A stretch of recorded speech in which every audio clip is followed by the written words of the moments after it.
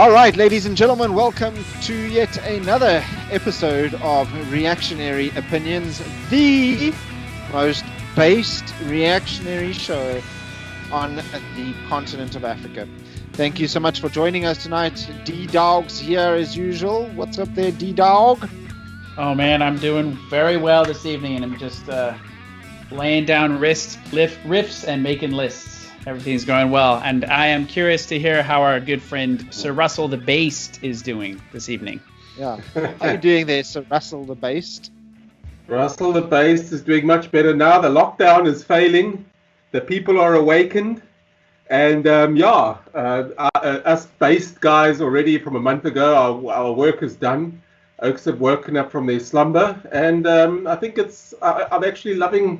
I'm loving the everybody being red pilled at once about our government and that sort of thing, and it's actually quite fulfilling. Yeah, it's quite amazing when you see people that were 30 days ago that were outright Karens and are now Neos, like. The Captain South Africa profile photos are gone on Facebook. Thank God I don't have to see another "Thank you, Mr. President" post. Yeah, I think those have died out for now. Yeah, no, the radicalizing Karen to Neo pipeline, yes, called the lockdown. Yeah, it'll do that to you, when your government is just blatantly authoritarian and communist, like right in your face. Just drunk with power. Drunk with power, and Becky Clearley with his giant, enormous erection for power, and looks like he's about to jizz in his pants, kind of thing. Hey, Russell.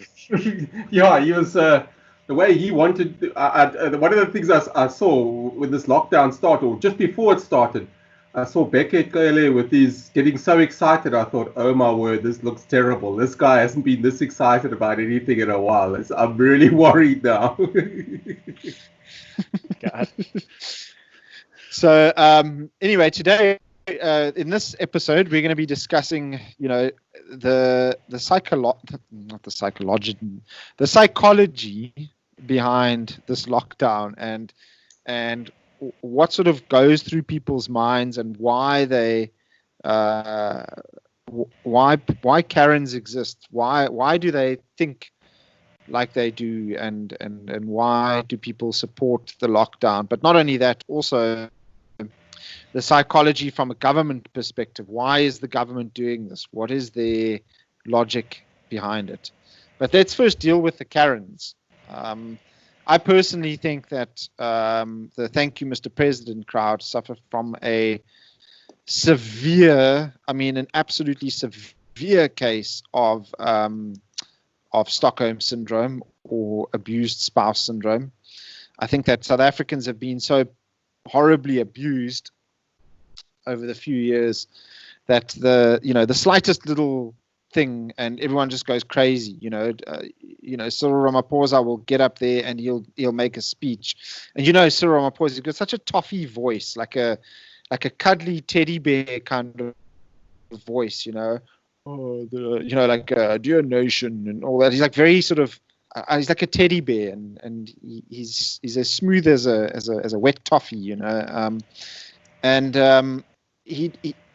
people are just they love it, okay, and they see this, and just because he's doing a speech, which he never really does. I mean, he doesn't really address the nation. He doesn't talk to us. He doesn't ask us anything. He doesn't do anything. Gets up and does a speech, and everyone is so desperate for some sort of validation and something to happen that they froth and go crazy about it and think he's the most amazing thing ever.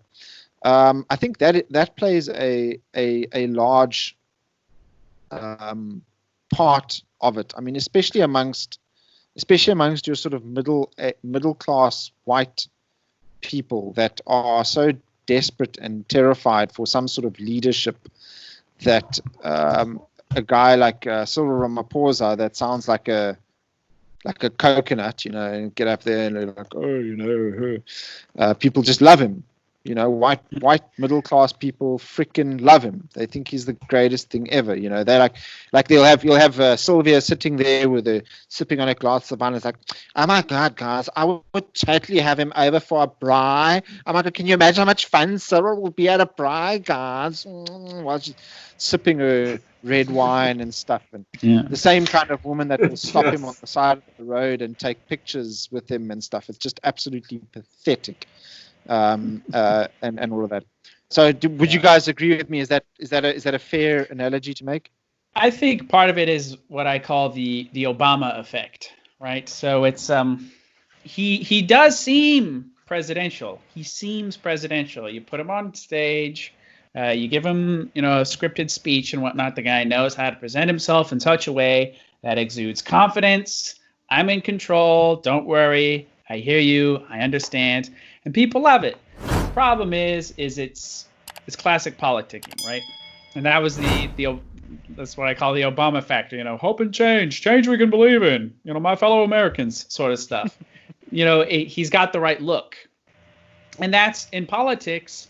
That's sadly, probably 3/4 of the game. Is if you have the right look, people.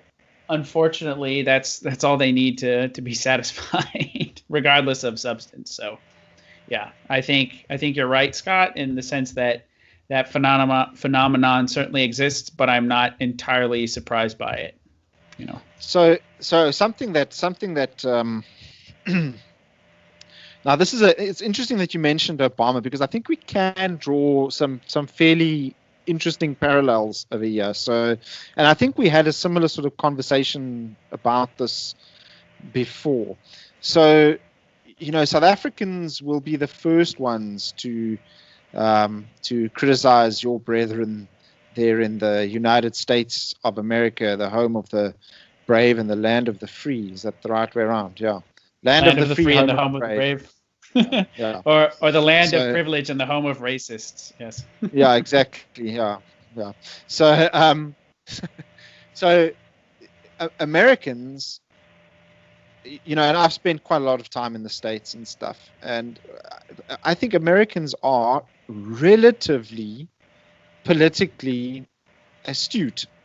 I mean, they know what their rights are. They know and understand what freedom is. They okay, Dylan, we're not talking about California and New York and those places. Okay. Relatively, keyword relatively, yes. Yeah. We're talking about the real places, the real American places, okay? The heartland. We're not talking about the heartland, like your T-shirt or like your hoodie over there, okay? Yes. So I think that generally, Americans are relatively politically savvy and that sort of thing compared to South Africans, okay? And I think that South Africans, for the most part, I think part of the reason for that, I think, in my opinion, is that because we have such a dark political history in South Africa, I think that a lot of South Africans sort of shy away from talking about politics because it's quite a difficult and quite a sensitive subject and topic.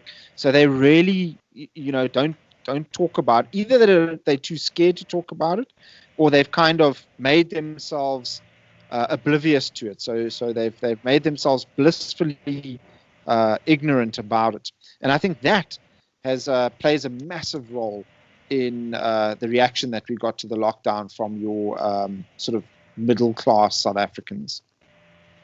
Yeah, I agree. The guys were just, you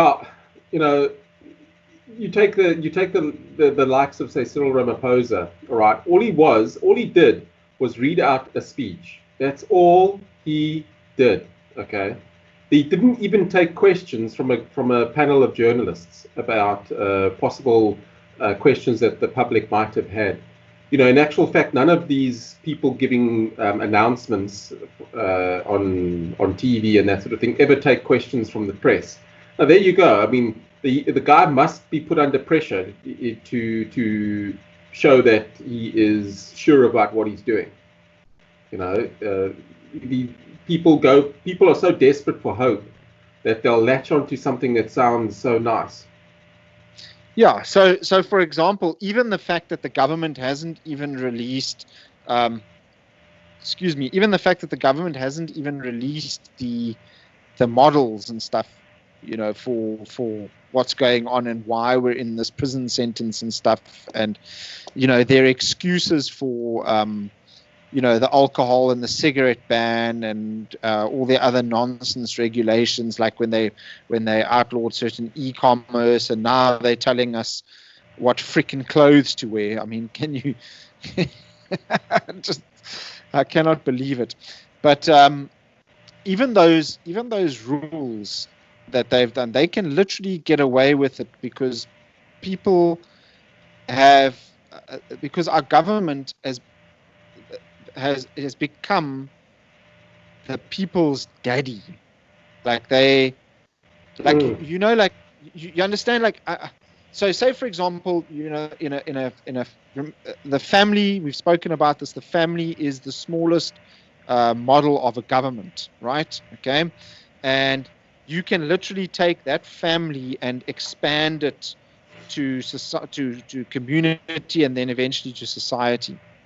So let's use this analogy. So let's say, for example, you have 5 siblings and you have a particularly abusive father. Okay, and this father is incredibly abusive, and he beats your mother, and he treats everyone like crap and all of that. And one day he comes and brings the kids one little sweet and says, "Here's a sweet, boys and girls, one sweet for all 5 of you," and stuff. Those kids are going to think that dad's the most amazing thing ever, because all they've ever known was abuse and torture, and then what will happen then? Okay, he'll give them the sweet between 5 of them, and then the next day he'll beat the living crap out of them so that they're living within an inch of their lives, and the people will sit back. Those kids will sit back and say, "Oh, maybe he'll give us a sweet again." That is the exact situation we find ourselves in as South Africans. Yeah, you put it pretty good, Scott. I fully agree with you there. So that's my analogy behind the psychology of the people during this lockdown. Is people need to now, and you know what the scary thing is, Russell? I bet you'll find that I'm not a psychologist at all, but I'm pretty sure that if there's a psychologist watching this, they'd probably agree with me on this. Those children that had been abused by their father, okay, those children will never speak out about the abuse that they are receiving. That's the worst part, okay? That is the worst part. Those children won't never, but will very rarely speak up against them. It's Stockholm syndrome with like mixed in with this abusive spouse syndrome. That's what's going on with South Africans at the moment. Yeah, I mean, I basically called people that were praising the president. I actually went out and called them sick. I said they were sick in the head. Literally, I said they were sick. They are sick. But it's not their own doing. It's they just don't realize it. That's why it's the same as being sick. So you don't realize it. It's out of your control. It's not something that you could do. You know what I mean? And these people are literally ill. Yeah, I fully agree. Yeah, I think there's a couple of other things too. So the people who are like in full support of the lockdown, there's a couple of things that you see not only in the South African example, but in a lot of other countries. So in the US, or you see it among the American left a lot, is they don't think, well, first off, fundamentally, there's a lack of empathy, particularly in the South African example. So, they'll be like, so lack of empathy, meaning there's a lack of ability to think from another person's point of view or what their situation is.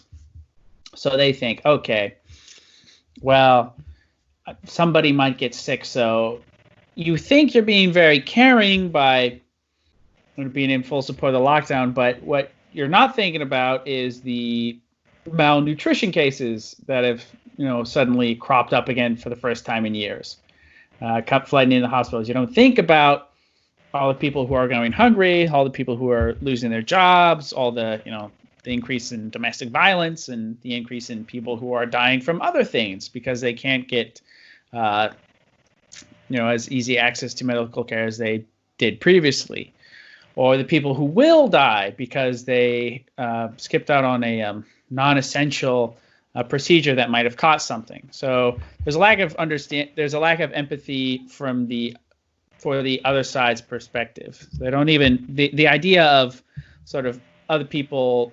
It's not that they don't care. It's just it doesn't even come into their minds like what the gardener is going through. They don't think about they don't think about the guy who cleans their pool, right?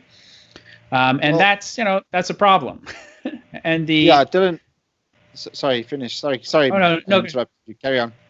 And the other thing is they don't seem to think in terms of cost, and that's a very common thing in the United States, particularly in leftist circles. Is they'll be like, we have this problem, we need to fix it.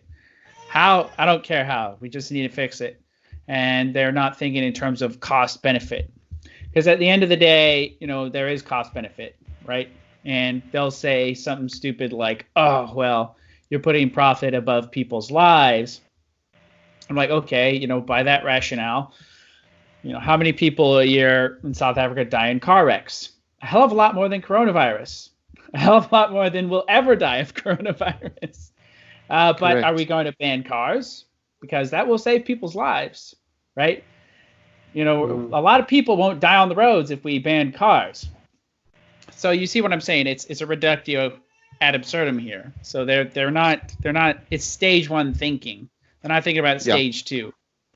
And that's basically it. So it's just, and it's not being able to think in terms of costs, the unseen, and the lack of empathy for other people's situations with this lockdown. Correct. I think the reason for that, I think, Dylan, is simply because of manufactured fear. I think that it's when fear is manufactured, like by a government and stuff, which is what has happened, all around the world with this coronavirus and stuff, it becomes so in your face and so much part of your life that it's all you literally hear. Okay, so you don't, and let's face it, most people are not capable of second phase thinking. Most people are. I sound a bit harsh over here, but you understand what I'm saying. No, I think you're right. It doesn't. I think that if you explain it to them, most people it would make sense to them. But most people it doesn't register initially. So it doesn't really say, okay, we've got this in front of us. What's going to happen if this happens and that happens? And they're not able to think abstractly outside. They're not able to think. Most people are not able to think like that. Okay. This is just a reality. So when you have manufactured fear and all you see on the TV, on the radio, on the news, in the newspapers, on social media and stuff is corona this, corona kills, corona death numbers, corona this, percentage that, corona. The government succeeds in manufacturing fear, okay? And that is how they control people. There's two things in this world that control people more than anything, okay? And that's fear and sex, okay? We've been through the sex thing and stuff, and we understand how powerful sex is as a driver and stuff. But fear and sex, I believe, are the two most powerful things that control people. And when they've manufactured that fear, I think that is why people are not able to enter that second phase thinking, because all they're thinking about the whole time is, am I going to die? Is this thing going to kill me? What must I do to protect myself? Blah, blah, blah, blah, blah, blah, blah. And your whole life gets absorbed by it. And let's face it, if you're locked up at home, okay, you're one of those unfortunate people that cannot work from home, and you've got all day where you're twiddling thumbs and stuff, and all you can bloody think about is this coronavirus that's going to kill me and stuff, your anxiety levels are going to shoot straight through the roof, okay? And you're not going to be able to, when your anxiety is through the roof and stuff, you're not going to be able to focus on other things and start thinking about other things that are important and stuff. You're just not going to be able to. And I think that's a very, very important thing.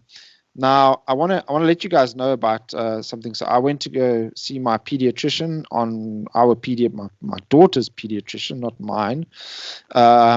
Although sometimes I do behave like a baby, but went to go and see my daughter's pediatrician, and he was telling me that actually at his hospital, it's quite a large hospital. They only have 6 cases, or they've only had 6 cases over the entire period. Okay, six. So there's probably about 1 or 2 in the hospital at any given time. Okay, the entire pediatrics ward, is locked and closed. Okay, because parents are either too afraid to take their kids to the hospital, or children are not getting sick because they're not going to school and stuff. And this pediatrician told me that it is absolutely imperative for children to get sick. It sounds quite horrible of me to say, but it's important for them to get sick, and they're not getting sick. Yeah, we have empty hospitals. We have a whole bunch of empty hospitals, no shortage of hospital beds, doctors losing their jobs. My other doctor told me that on any given day, on a normal day, she sees 23 patients a day. Now, on average, she's seeing between 3 and 5 a day. I mean, how is this now? How is our health system overloaded and stuff? It's not. It's just not. Okay, this whole thing is a giant manufactured fear-mongering pile of crap. Yeah. Look, Scott. One of the things I would like to add is that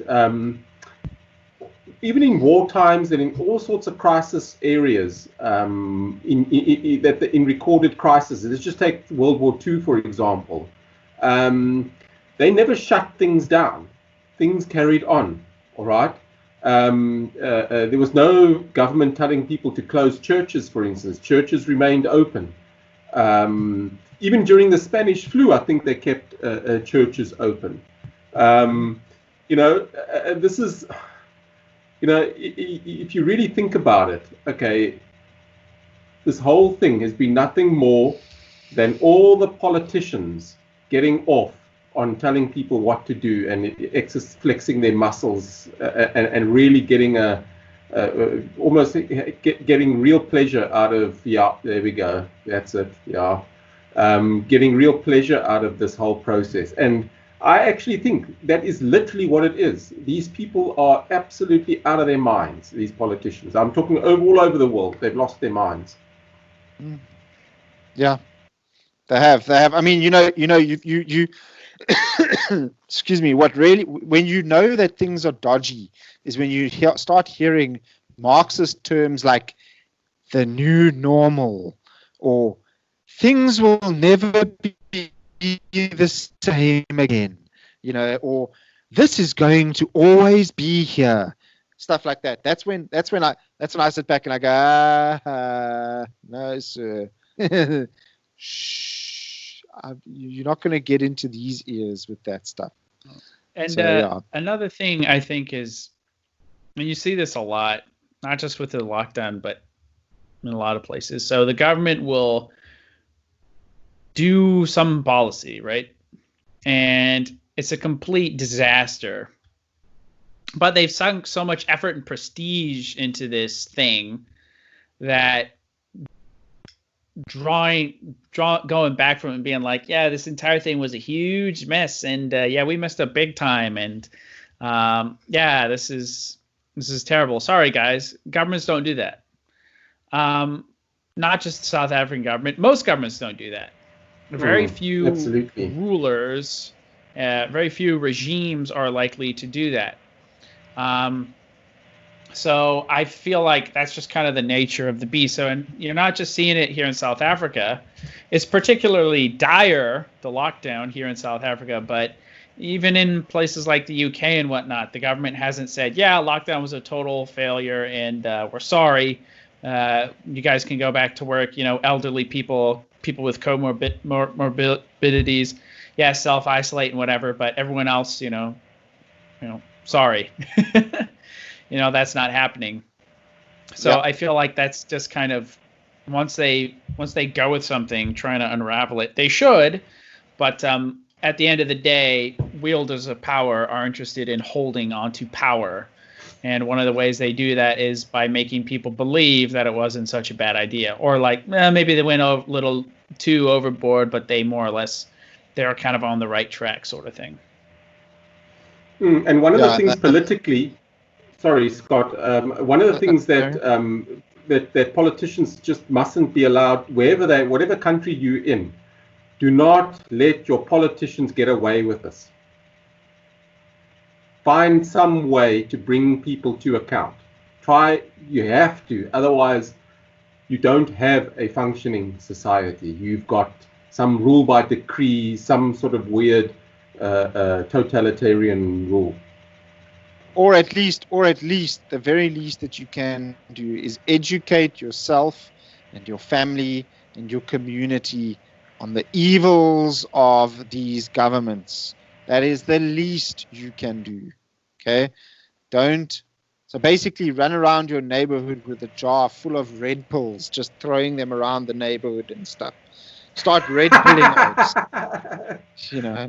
but don't just sit by and do nothing about it. Talk to people, engage with people, and do not back down. Never back down, because you know that you're right. Okay. Yeah, I feel like that's one of the main things is, and not just in this particular matter, but all kinds of stuff. Whether you're, debating somebody or somebody's trying to infiltrate and subvert, a church you're a part of or a school that you're, a board member of or whatever it is. Somebody's trying to, subvert your institution and essentially destroy it. You got to speak up. You should, because most people, when they hear sense, most people are cowards. But if they see somebody who is speaking sense and they think it, they will back that person. Usually. So don't. I understand. It's scary to speak out sometimes, but it's the right thing to do, I guess, for lack of a better term. And you will be rewarded in the next life at the very least, even if you're not appreciated here. Well, not only that, Brew, not only that. We have noticed, okay, there is a community out there of like-minded people that are, I guess, I don't know, for lack of a better phrase, that are outside of the matrix and stuff, that understand how these things go on. And they're good people, and they're there to help you, and they will help, okay? So, for example, that guy that was grabbed on the beach in some town, walking on the beach with his kid and stuff, and he was grabbed and stuff. And then AfriForum came, and they stood up, and Gerry Nel is standing up and going to be fighting this guy's case in court. Okay, so don't be afraid to speak out. Okay, say what needs to be said. Okay, there are people there that will help you. Okay, you are not alone.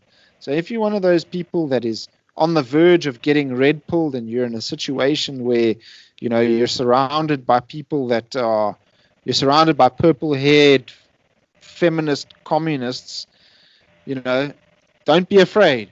Stand your ground. And like Dylan said, we'll be rewarded one day. Scott, are you telling people to get reactionary? Russell the Bass, I do believe I am.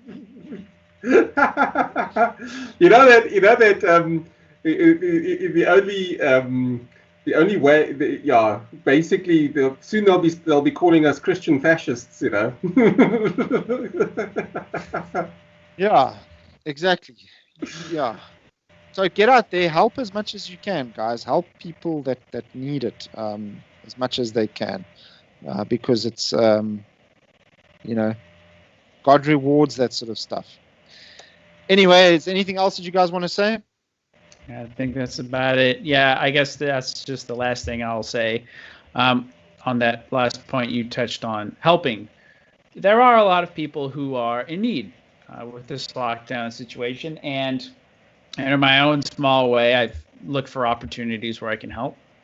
Whether it's a family that is currently unemployed and could need some help with groceries, or there's excellent pre-existing organizations that will deliver food parcels and whatnot, and there's opportunities out there to help if you look for them. And I think that's the key right there. Don't say, oh, I don't know what to do, what am I supposed to do? Well, there are things you can do, and I guess that would be my last thing I'd say. Look for opportunities to do something good, and you will find them. Yeah, absolutely. Charity doesn't happen by sitting at home. Charity happens when you help people and you actually make an asserted effort to actually help people and stuff. Russell, do you have anything to add there? Yeah, just thanks, Dylan, for mentioning that. It was a little awesome reminder again to reach out, and it's amazing what you can do. It's better if you're close to the situation personally, because it can really build each other's faith well. So that's the whole idea, that why people in your community and your family, where possible, do it relatively within your sphere, and that would be the best thing to do. That's what I. Thanks, guys. Yeah. Anyway, thank you so much for joining us, folks. We will see you on our next episode. Thank you again for joining us. Remember, go check out our Facebook page. Please subscribe, like. I mean, our subs have stood still for the last 6 months or something, but hopefully we they haven't unsubbed. Hey! They've been wanting reactionary material. They've been waiting for this reactionary material. Yeah. All the cans of triggering. Anyway, thank you so much for joining, ladies and gentlemen. Remember to, as always, stay reactionary out there, because God wills it. God wills it.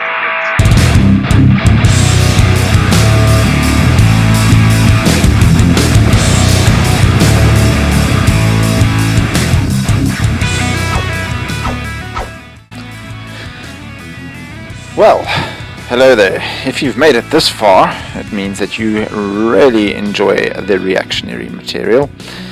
Remember to subscribe, share the content, and if you have any questions or any statements or anything that you'd like to let us know, just leave it down in the comments section, and we will definitely 100% respond to your comments or your questions. Thank you again for joining us. Stay reactionary out there. God bless everyone. And remember, God wills it.